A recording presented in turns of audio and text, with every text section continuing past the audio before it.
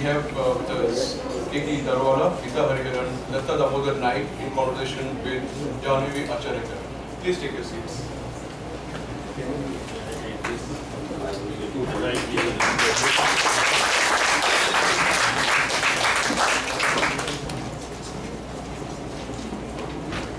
Those who attended the inaugural will well remember the keynote address delivered by Keki Daruwalla, where he spoke about poets and novelists and brought up the subtleties between them. For Pepper and Christ, one of his most acclaimed novels, his first volume of poetry was Under Orion, and subsequently he has published more than 11 poetry volumes.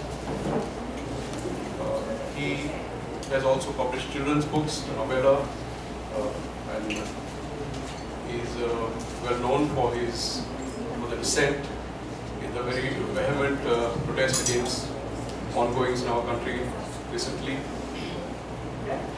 Githa. What is she? This is, as I said earlier, this is like, you turn the pages of the Bible searching for your place in the Testament every Sunday, and sometimes the priest ends up reading the wrong Testament. Yeah. 30 years of writing novels, short fiction, essays. One of Githa's most acclaimed works was 1,000 Faces of Night, which won the Commonwealth Prize for Best First Book in 1993. A short story collection, The Art of Dying, The Ghosts of Vasu Master, a novel, and several others. She is presently visiting professor at our Goa University and a very familiar guest at the Goa Lit Fest. Datta Baba has been, all know him, Datta Damodar Naik.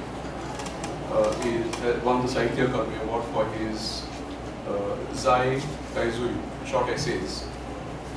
He has also written a travelogue, Arabian Days, another one titled Thaligat, the Karunagat. He has his recent collection of essays, Nastika Chaur Devaro, and a book for young adults, children, called Uncommon Wealth. And in conversation with them will be Janhavi, Acharekar. She is a writer for travel as well as fiction. She writes for Kondinas Travel India. She has a travel guide, Reddit, and a collection of short stories, Window Seat, Russia, and a novel, Wanderers. So on the very stirring topic of dissent, our distinguished panelists is talking. Thank you everyone for being here. This is a familiar topic of discussion. It needs no introduction. The panelists here actually need no introduction. They've been actively sort of involved in what we've been reading about, what we've been watching on television, and it really, I don't actually need to be here.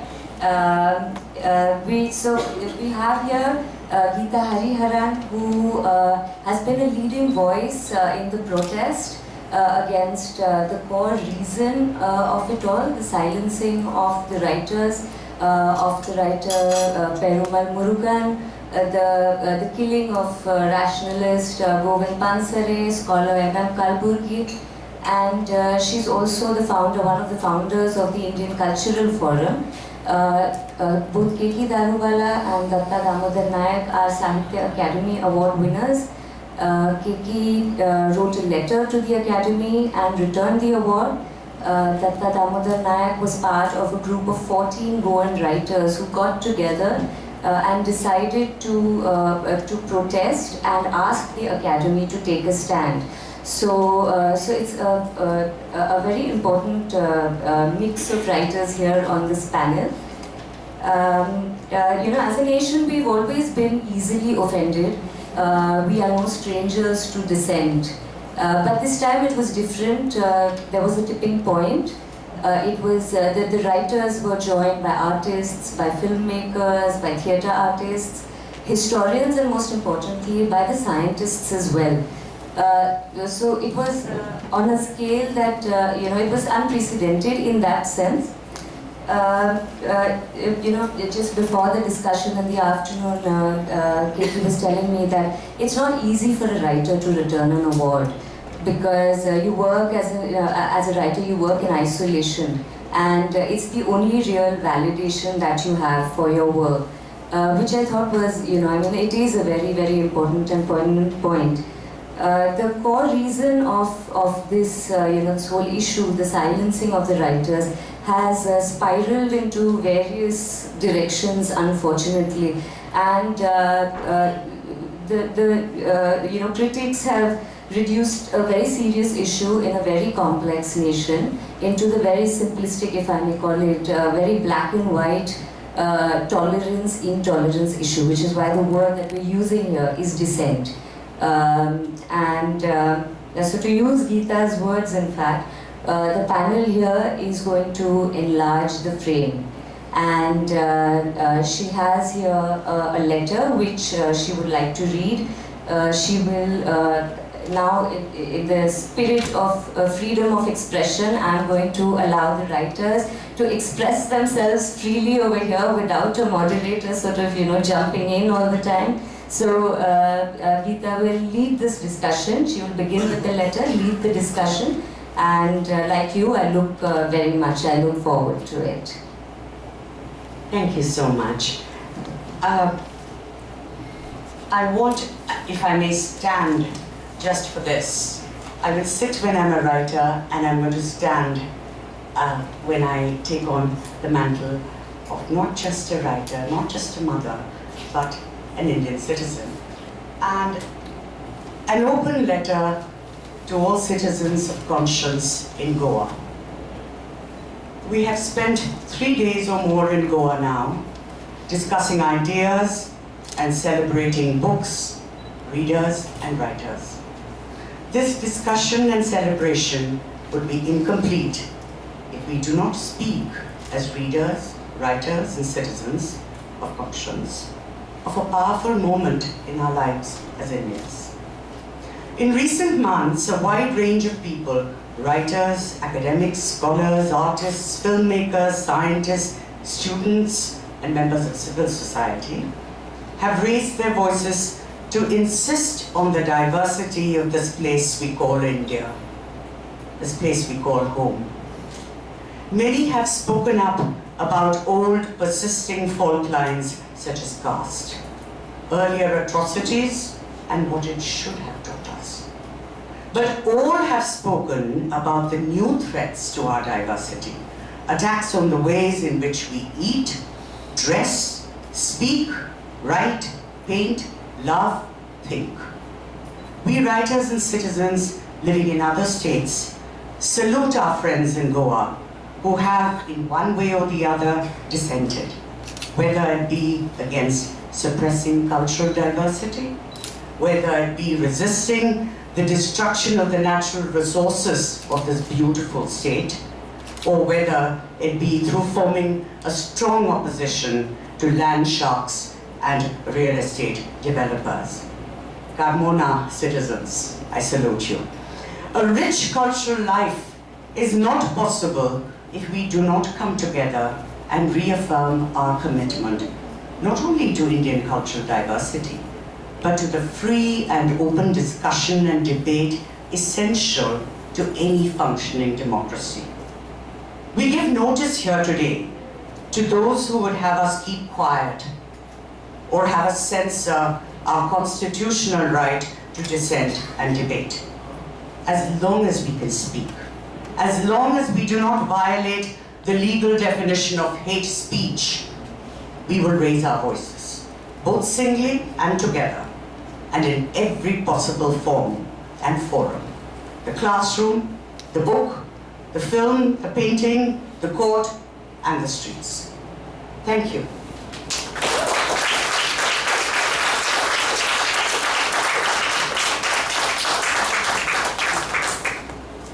I do think that enlarging the frame means taking it beyond the writer and what she can do and what she usually does. I think the writers did something extraordinary. It was an extraordinary moment that writers in so many different languages, people who have never set eyes on each other, and I say this because Mr. Jaitley said it was manufactured dissent. Clearly he's never met enough writers to know that we cannot be put into a factory and made to agree. We know we don't even agree on a panel so easily. So I think reframing the terms of debate, because one of the important things is to say, let us set the terms of debate. Let's not talk about this rather crude, convenient label award wapsi, which has a slightly sneering tone to it. Let's not use these wishy-washy, easily manipulated terms like tolerance and intolerance, because we saw then we were being accused of being intolerant towards Mr. Modi.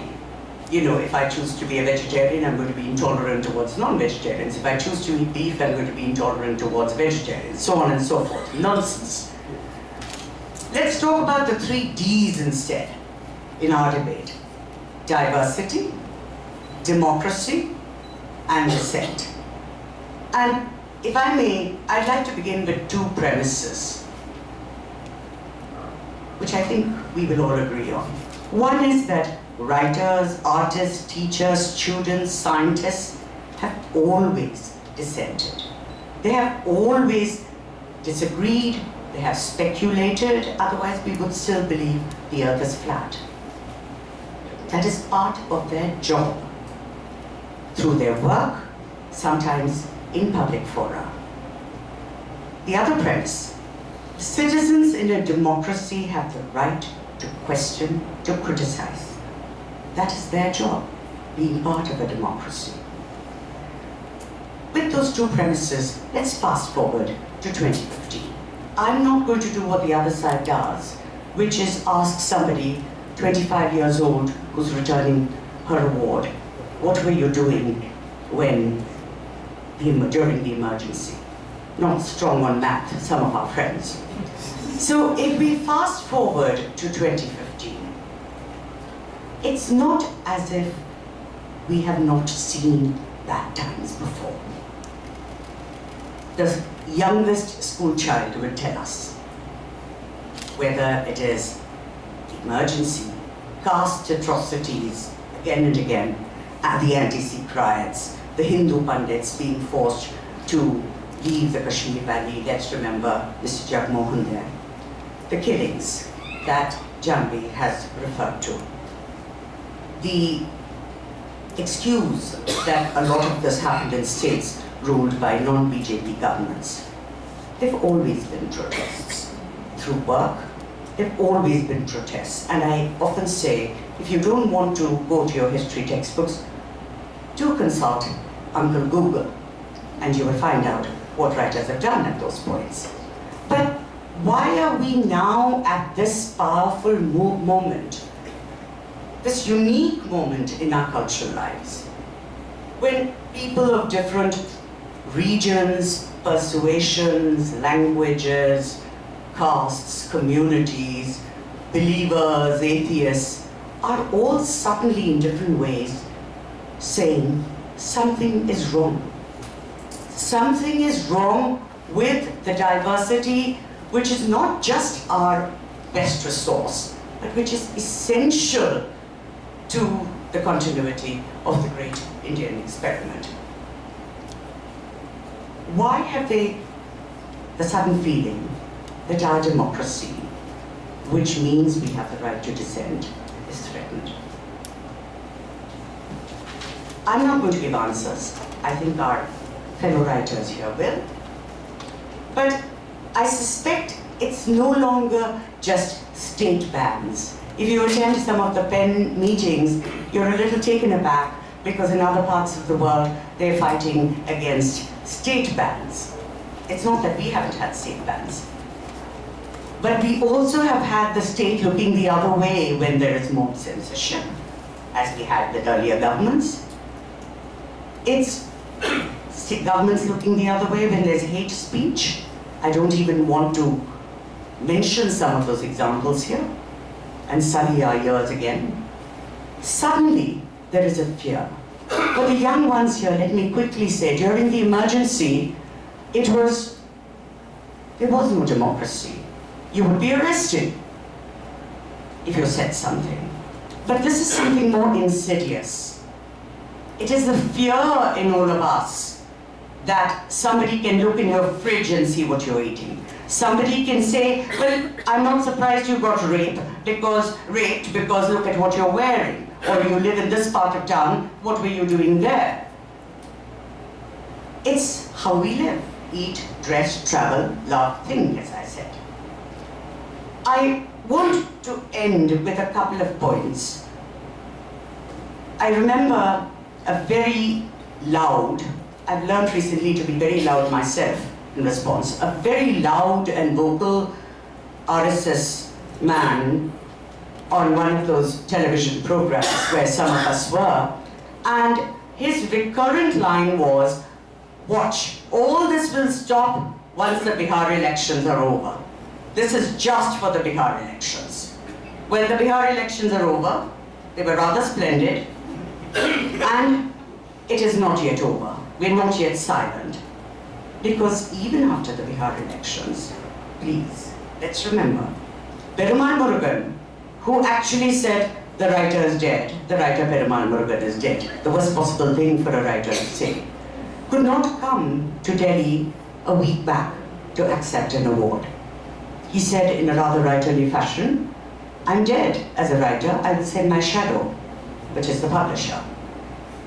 In the Jaipur Art Summit, you had a balloon of a cow, which was actually talking about cows having to be protected from plastic bags, taken down, because now we can no longer, as artists, apparently use the cow. We have no idea what will be banned next. Delhi University, fine. Let me just come back to the other points. Let me ask Keki there, absolutely. I wanted to say everybody now is a minority, and the only people safe are possibly Hindu, preferably male, upper caste, wealthy, partial to one ideology and one view of India. And if Keki could tell us specifically about the Sahitya Academy experience and everything else.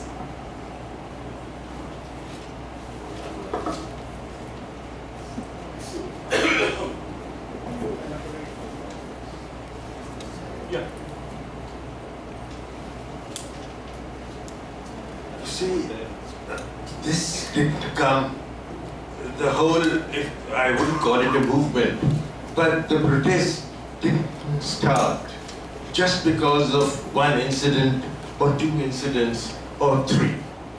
I'll tell you my version. I was sitting at an award function, it was the Padma thing last year, and with me was the daughter of Daruwalla, Professor Daruwalla. And we sat for 2 hours and we kept talking. And she said, the police is going to do nothing as far as the murder of my father was concerned. So this thing had got embedded in my head and I never forgot it. Then I'm a political observer. I've been a political analyst for about 20 years in the Cabinet Secretariat. So I watched all this Love Jihad, and I watched a lot of other things, the Ghar Wapsi, and all these so-called movements. And then came the last murder of Professor Kalburgi, and a free thinker. Superstitious people attacking rationalists. There was no communal, no sectarian difference involved. It was the same community, the same people, but right-thinking people being attacked by the superstitious ones. Now that is something we have to stand up against. And when we raised our voice, I was amazed at the replies we got. Because the very next day, the finance minister stated that all this is made up, and this is an attack, an intolerant attack on the party, etc.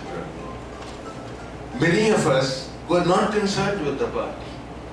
I mean, a free thinker being shot, and the academy was very much to blame. For 2 months, which means 50 days, the family of Mr. Kalburgi never got a condolence call even from the academy. There was a meeting in Bangalore, I believe, and that was it. And after I wrote my letter, and it got on the web, I got a phone call, I will not name from whom, from the academy, कि साहब बड़ा pressure पड़ रहा है, आप ज़रा धीरे धीरे करिए. I mean, that got my goat, because the academy, the Sahitya Academy, is an autonomous body. The president is elected by writers who are in the General Council and the Executive Council.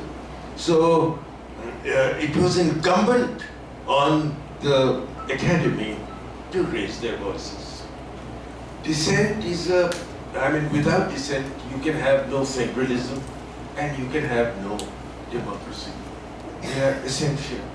And the same goes for minority rights. You judge a democracy by how a minority is flourishing, how dissent is flourishing. And foreign observers, when they come to India, they are absolutely surprised how open we are as far as dissent is concerned. So there was no intolerance from our side, and I was also on panels where they asked very odd questions. What were you doing in 1984? Why didn't you protest? I mean, I didn't even protest when the atomic bomb went over Nagasaki or over Hiroshima. You see, I could have flung my school bag. I was about 10 years old, 8 years old. I could have flung my school bag at the headmaster, though he would have caned me later on. But I didn't. So I think these are absurd questions. और फिर मैं हिंदुस्तानी में कहूँगा, एक दौर आता. I think people like Nayantara Sehgal and the first man who chucked in his award, that also had a dominoes sort of an effect. And I think both sides should easily come to terms. And people in government, if I was in government, I would have immediately had a chat with writers and supported them, and the matter would have died down. Instead, they opposed. People in government, people in party, and they called us all sorts of things. And I don't mind quoting one gentleman writing in The Pioneer called writers dog shit.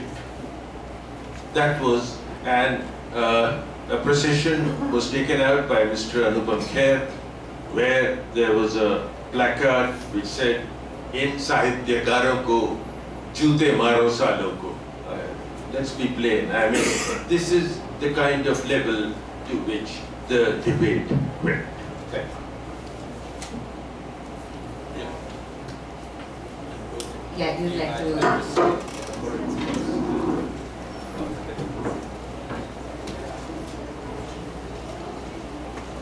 Friends, according to me, right to dissent is the core democratic principle. And India has great tradition of this dissent. Amar Sen wrote book, India Argumentative Society. Adi Shankaracharya has beautifully stated how philosophy evolves. He has stated Purvakhand, Uttarakhand, Khandan Mandan and Anuman, which means Purvakhand is making a statement, detailed statement. Uttarakhand is exactly contrarian statement, exactly opposite, diametrically opposite statement. Khandan Mandan is argument, how between the two statements, statement and contradictory statement, which one is logical, which one is rational, which one you believe in. And Anuman is the conclusion. This is the way the philosophical conclusions are drawn from in the Indian philosophy. And we have great tradition of Brahaspat philosophy, Lokayat philosophy, Charvak philosophy, Kanar, Sankhya, up to Bauddha. And even Shankaracharya, who is known as Prabuddha Hindu or Prabuddha. Now, then there were great fights in Indian philosophy, Shaiva and Vaishnavas, then Hindu and Bauddha, Advaita, Vishishta, Advaita. So these are all dissent, the philosophical dissent. There was no forces, but to tell you, all was not well. There is also a dark side. There is not a single Charvaka book, Lokayat book available. What Lokayat philosophy we get is what is referred in Hindu philosophy, criticized Charvaka philosophy, which is criticized in Hindu philosophy. That is what we got, which means all Charvaka or Lokayat books were burned. Buddha vihars were destroyed by Hindus. I don't digest the argument that Hindu or Indian civilization was Sahishnu, peaceful. We were equally intolerant. So this tradition to dissent in intolerance is from last 2000 years, 3000. Or if you see the story of Khandavan and the Krishna and Arjuna destroying, and the Shurpanaka, story of Shurpanaka, Ahalya or Ravana, it is all sort of a intolerance. But coming last century was disturbing because we saw brutal assassination of Mahatma Gandhi. And during 2005, we saw murder, assassination of Narendra Dabholkar, Professor Kalburgi, and Covid Gandhi. And lynching of a person near Delhi for allegedly eating beef. Then blackening face of Sudhir Kulkarni, musical opposition to musical concert, and so on and so forth. Now, when I think of this, my very book, Ekanastikata Devara, I'm staunch atheist, the book which can be translated in English as Temple of Atheism.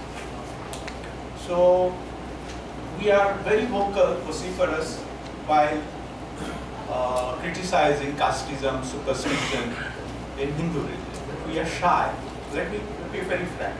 When it comes to criticizing superstitions and other bad practices in Muslim and Catholic religions, for various reasons. Now, coming to Catholic religions, there are miracles, there is opposition. Mother Teresa, we respect for her charity, but she opposed abortion.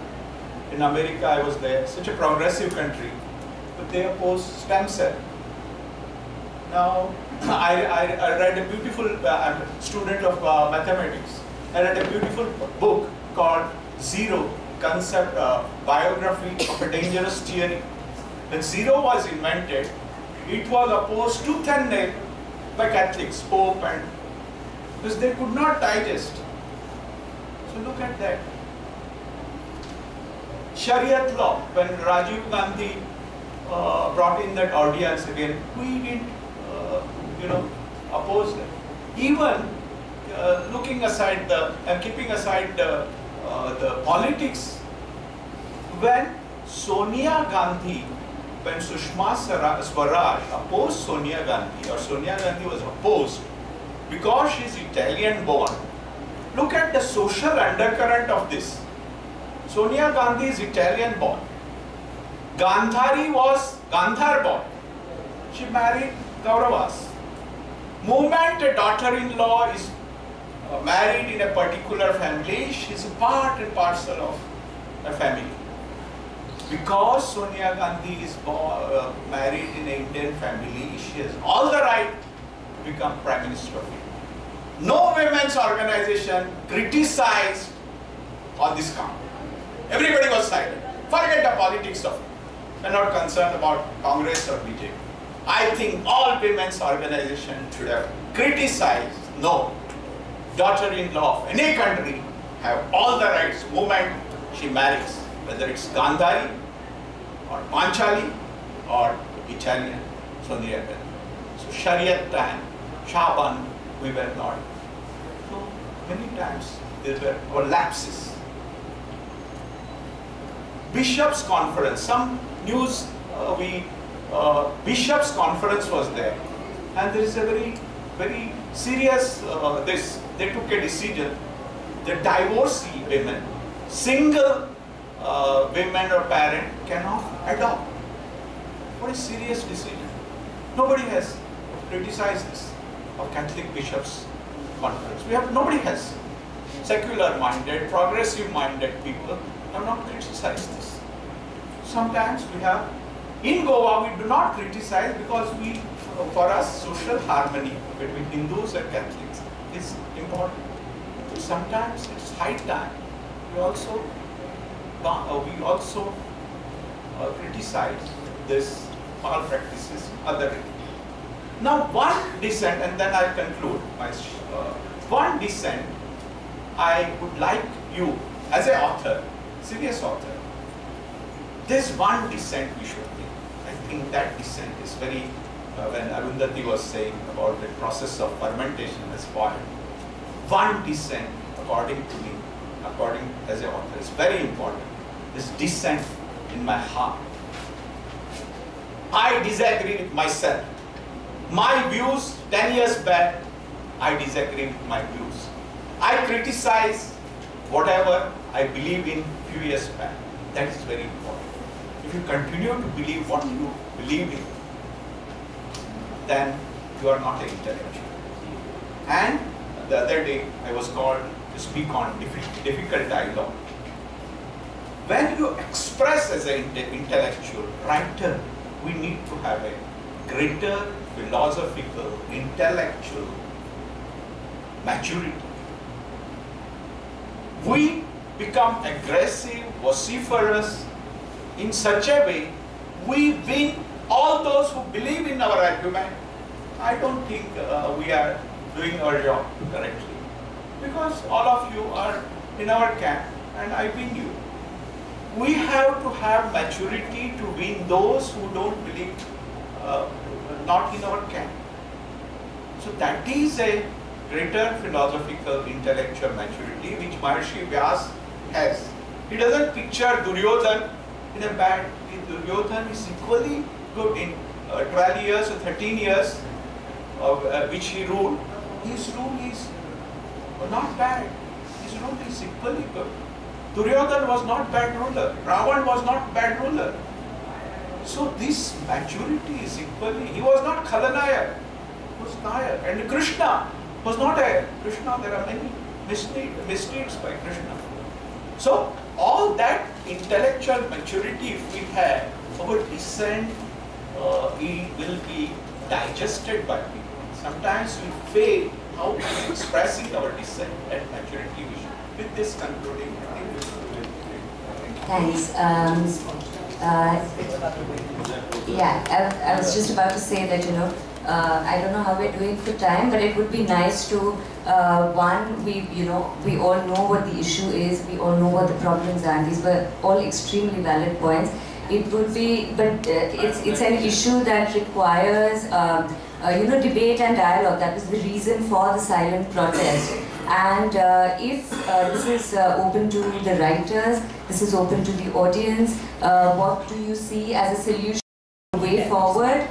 I have a thing to say. Sure. That was a very broad brush and a sweeping statement on this end. Thank you very much.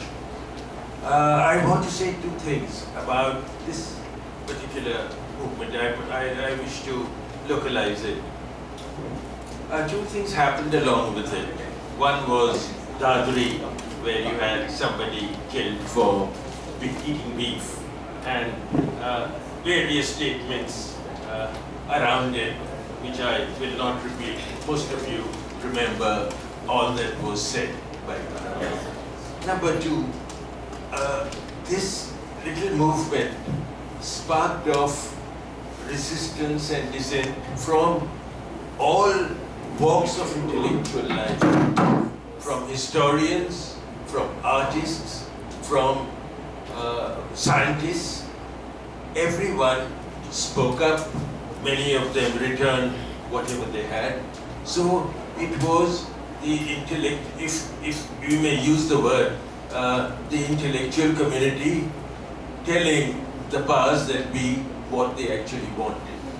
And I've noticed that two words, they have added the prefix pseudo, both to intellectual and to secular. By this method, they are trying to desacralize or demean the two concepts which are there, pregnant in these two words. And that is most unfortunate. But I think we achieved our purpose, and there was a debate on tolerance and intolerance even in Parliament. I would leave things at that at the moment. And I am sorry, I do want to respond to two things. One is that I thought that was a fascinating and powerful, rooted response to dissent. But I must wear another hat for a minute and respond to what you said about women's organizations. I think we should remember, and I'm confident about saying this because I've been a member of a women's organization since I was 20 years old, and that was many moons ago. Women's organizations work on the ground.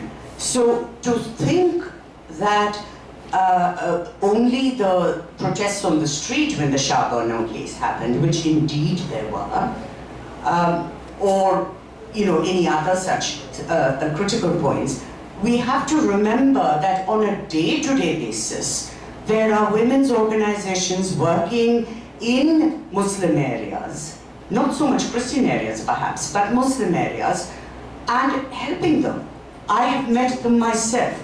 So I think that life of activism that those women's organizations live, really for them, the important thing is not for a right of the daughter-in-law to be treated as a daughter-in-law. We're struggling to be equal citizens, not be goddesses or daughters-in-law. I think I do want to say that. That is why they weren't marching for Sonia Gandhi, because they were looking after Naseem in the Jama Masjid area, who was thrown out by her husband. The other quick point I want to make is the practical implications for education. Many of my students are here. I do want to say that dissent is not just some abstract principle. Why are the scientists dissenting? It means that if you say the rishis did cutting-edge science and that Ganesha's head was plastic surgery, then you are in trouble. What do we teach you in class? If Mr. Batra's books, which are full of misinformation, are sent to schools in Gujarat, what are we doing to our children?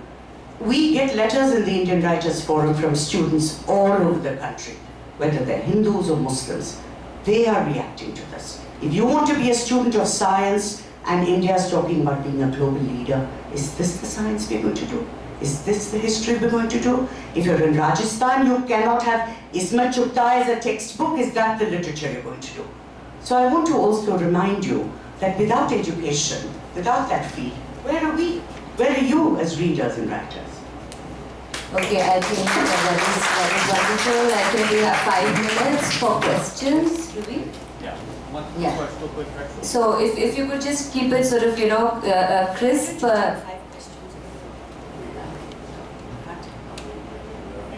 Two quick questions. Please keep it brief. Just 2 questions. In terms of taking this forward, you see, this, to my view, is probably much worse than the 1976 emergency. Because There we are talking about a personality. Here we are talking about a whole ideology frame. We are talking about a whole, way of life, whole civilizational crisis. Now the point is, how do we take this down to the masses? Like JP did. There should be some way of getting, this fighting fascism at the mass level. Just as, JP and George and all those people fought political emergency. This kind of emergency is much more probably complicated to fight at the mass level. Well, coincidentally or otherwise, while 100 or 150 of us are sitting here, there are 50,000 people celebrating fascism 3 kilometers away. The 60th birthday of the Prime Minister's 60th birthday of the Defense Minister. Would you like to answer that? Sorry, you were not done? One other thing is that, people, whether individuals or organizations or involved in dissent, they get their little support. You see, whether it is our friend Lankesh Patra. Sorry, I'm going to have to interrupt here because we're really running short of time. Perhaps the speakers could answer the questions and we could... Maybe take the second question as well and then come back. We'll take the second question as well. That would be great. Thank you.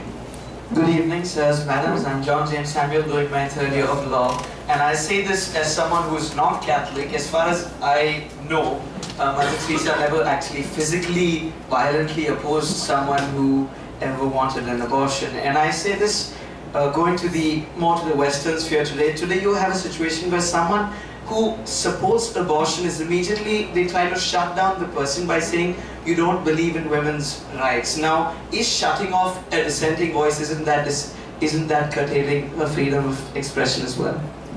Okay, so if you could respond to both the questions, the gentleman here and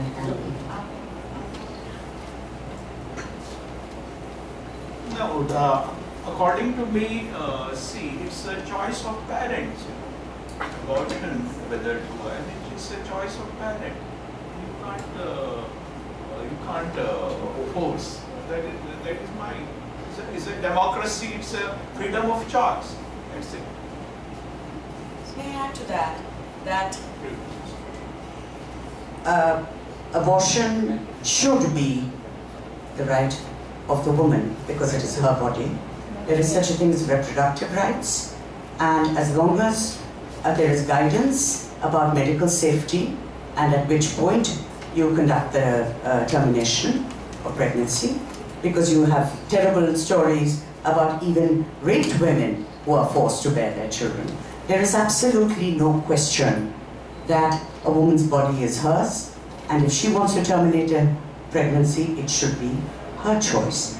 Let's not forget in India we have the other side, which is amniocentesis. If you find out you're going to bear a daughter and you're forced to commit an abortion, then it becomes a commit. And I think this gentleman here had a very valid point as well about personality versus an entire party with an ideology. So very quickly, because I think we have exactly 2 minutes, would you like to answer that question? No, Rajan has a right question. In the 75, it was Indira Gandhi as a personality. Now it is a very, very dangerous because it's a whole framework of ideology, and which is a very, very dangerous. It's just not Modi. Modi is a personification of ideology, which is very, very dangerous. It's RSS ideology, and it's seeping, it's drilling in your head, and they are going into education. They're changing the textbooks, and will know the repercussions. So it's a very dangerous. The way, way forward. That is the question. I don't have an offhand answer to that. Yeah, I don't have. But Rajan, I mean, we are not certainly not going to give up and be afraid of numbers. Actually, I just want to say that when we began, many of us writers began the Indian Writers Forum, and then artists and filmmakers said, what about us? It became the Indian Cultural Forum. And we thought we would, you know, do what you're talking about. A small group talking like this in this kind of place. The kind of hunger we didn't even realize existed. And young people, not greyheads, coming to us and saying, what next? And we said, you tell us. So we are hearing from cultural groups across the country saying, let us form a loose platform. No political party. We have a platform, informal, loose one around the country. The only people we don't want are those who beat up people they disagree with, or kill them, or look in each other's fridges. So it is possible. I think we have to believe in the possibility. People have believed in possibility in the past and done something. I think even Nitish said this writers and scientists returning had a spillover effect. I think what we can do every elections, intellectuals, writers can form a neutral forum, like in 2004 we had Lok Shakti. This is the only way. We can't join any political party, but like JP was also. And I think also debate and dialogue. I think that's what's happened, the breakdown in communication completely. Intellectual. I think now we could sort of move the discussion outside because the next session needs to begin. So let's carry on. Thank you so much for this excellent panel. India.